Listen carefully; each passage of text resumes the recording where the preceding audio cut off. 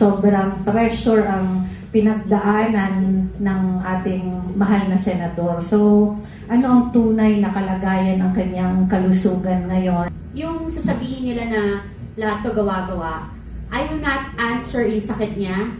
Ang PNP Hospital, yung head ng medical team doon. Kaya siguro takot sila, medyo allergic yung mga ibang senador na nandyan si Senator Marcoleta. Ang hamon ko sa inyo lahat dyan sa Senado, ng mga kapwa-senador, na kung talaga ang issue na to is about lang sa kaso nila at hindi dito sa impeachment proceeding na to, kung hindi kayo takot, lalo na sa Malacanang, Tanungin si Miss Cathy, no? Kasi sa sobrang init ng mga usapin ngayon, alam natin na she's very close also to Senator Marcoleta. And isa sa mga iniintriga kay Senator Marcoleta, pagka na aaresto at nakukulong, maraming lumalabas na sakit. Oo, kasi yung mga datihang nakulong, ako personal reaction being very close to Senator Marcoleta. Ano ba ang tunay na kalagayan ng kanyang kalusugan ngayon? Alam naman natin na hindi naman matanda, may kaedaran. Oo, kasi love natin si pero alam natin that he is advanced in his age, no? And sobrang pressure ang pinagdaanan ng ating mahal na senador. So, ano ang tunay na kalagayan ng kanyang kalusugan ngayon? And kung nabisita na ba niya si Senator Marcoleta? ako ba to? Yeah. Ikaw na yan. Nagbisita ko siya.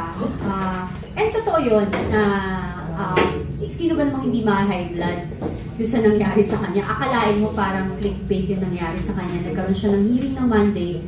Tapos, sinasabi naman niya sa ating lahat na willing siyang harapin ang kung ano man na ikinaso sa kanya. Yun lang, halatang-halata naman na on the day of the impeachment, on the first day of the impeachment, dun talaga siya binigyan ng warrant of arrest at napakabilis naman ito. So, yung sasabihin nila na lahat to gawa-gawa, I will not answer yung sakit niya. Ang PNP Hospital, yung head ng medical team doon, ang makakapagsabi ng kalagayan niya. Kasi I'm not in the right position to say anything about it. But of course, yes, na high blood talaga siya. I was there until now, high blood siya. Diba? Kasi alam naman po natin na lahat po ng lumalaban para sa bayan, sa kapakanan ng ating bayan, ay talaga namang kinukulong or kinakasuhan. Pero yung mga pumapanig sa kanila, nawawala ng kaso. Diba? Ayun. And because of that, dugtugan ko lang, and I would want to ask naman si Attorney Manny Luna with the detention of Senator Marcoleta. How does it affect the ongoing impeachment trial? Malaki ba yung kawalan?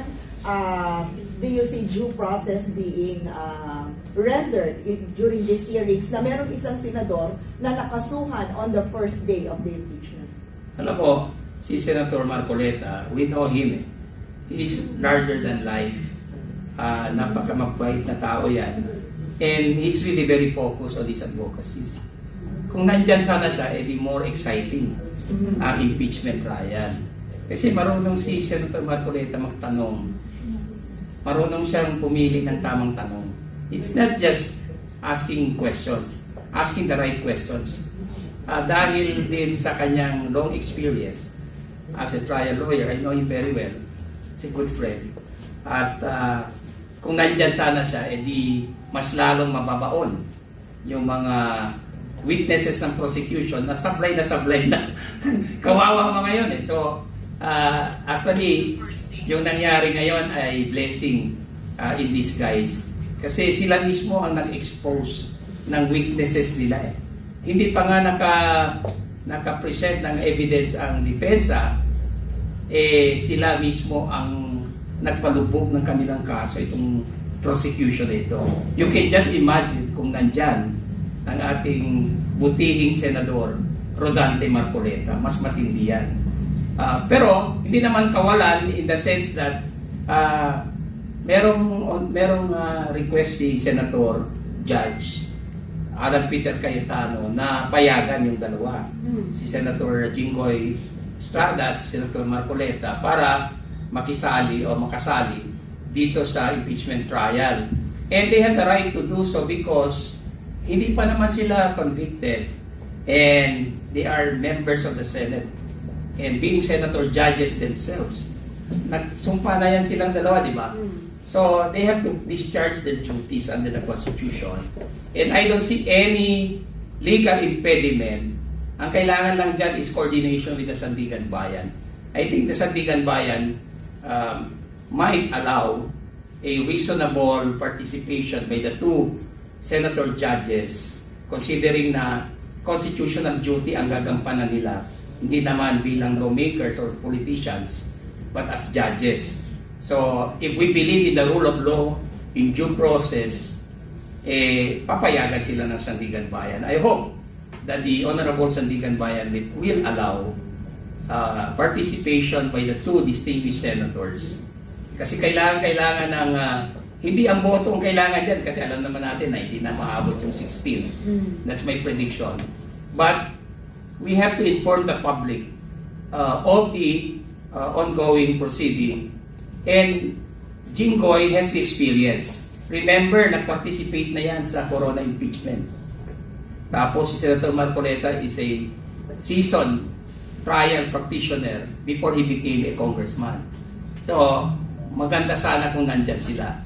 Not for their votes, because we know already that yung 16 na threshold hindi maaabot, but because we need their experiences at sa kanilang duty dapat gampanan nila because we elected them into office. Hindi na pwede i-deprive natin ang taong bayan ng karapatan para yung kanilang hinalal na mga opisyales ay dadalo sa hearing at saka mag-participate as judges, not as politicians lang, but as judges. And that carries a lot of weight dito sa request ni Senator Judge Alan Peter Cayetano na payagan sila. Kasi Constitution ang nakataya dito, a constitutional duty under Article 11 of the 1987 Constitution. Sugsugan ko lang. Susugan? Susugsugan. Sorry, I'm just... Susugan ko lang yung sinabi niya. Attorney Luna, no? Ito yung hamon ko po dyan sa Senado, no? Kung talaga ang sinasabi niyo, ang pagpapakulong kina Senator Jinggoy at saka Senator Marcoleta ay hindi tungkol sa impeachment na proceeding na nangyayari ngayon. Ang hamon ko po sa inyo, payagan niyo silang makadalo. Kasi kung talagang hindi yan ang issue kung ba't sila nakakulong ngayon. Una sa lahat, hindi pa sila proven guilty. So, hayaan niyo silang gampanan yung trabaho nila bilang mga senador. Again, ang hamon ko sa inyo lahat dyan, sa Senado, ng mga kapwa senador, na kung talagang ang issue na to is about lang sa kaso nila at hindi dito sa impeachment proceeding na to, kung hindi kayo takot, lalo na sa Malacanang, hayaan yung makadalo ang dalawang senator na pinakulong nila.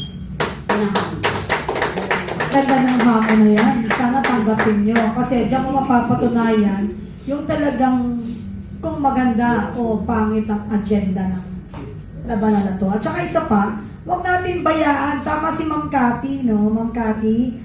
Kasi pagka pinabayaan natin yan, mahalin tulad yan sa kaso ni Corona.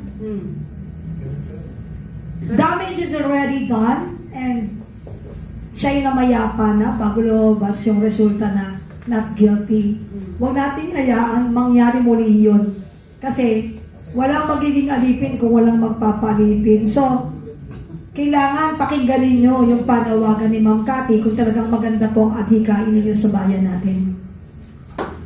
Di ba, nandun yun di ba, attorney? Na yung Artikulo 3. Practice ang Tagalog. Section 14. Ano po yun? Mga abogado natin dito. Kasi hindi ako abogado Ang sabi, eto, garantisado, presumption of innocence. At hanggang hindi na po-prove na guilty sila. Yun. So again, yun. Kung talagang hindi kayo naduduwag, lalo na dyan sa Senado, ng mga senators, hayaan yung gampanan ng kapwa ni Senador yung trabaho nila habang hinaharap din nila yung kaso nila. Magkaiba nga yun, di ba sabi nyo? So let them do their job. And kami bilang mamamayang Pilipino, nananawagan kami na hayaan nyo silang gampanan yung trabaho nila.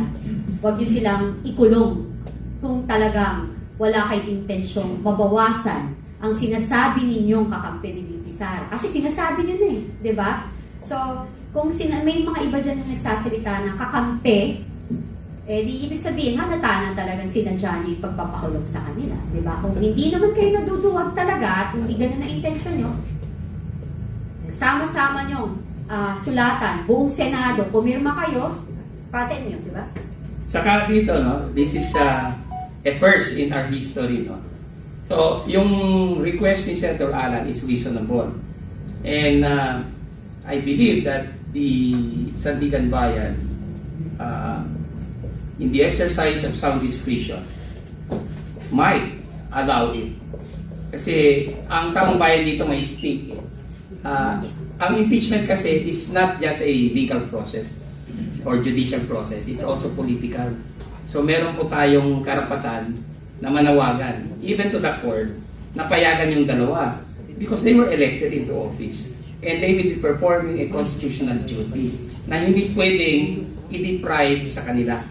So it has a higher call, no? Kumpara sa ordinary lawmaking duty nila. Kaya sa tingin ko, the Sandigan Bayan will exercise some discretion and might allow it in the interest of justice, the rule of law, and also for the national interest. Kasi nakatutok tayo lahat sa impeachment, although I believe that dapat ang tutukan din natin yung flood control. Pero, you know, may laro sila dito. They are trying to project a narrative. Kaya siguro takot sila, medyo allergic yung mga ibang senador na nandyan si Senator Marcoleta because he's really fighting for the continuation of the investigation into the flood control scam. So, yan lang nakikita po. Pero kung wala naman silang ibang agenda at in good faith ang lahat ng senator judges, then they should sign or approve the resolution na minog ni Senator Alan Cayetano para payagan yung dalawa. Mas maganda yan para sa bansa natin.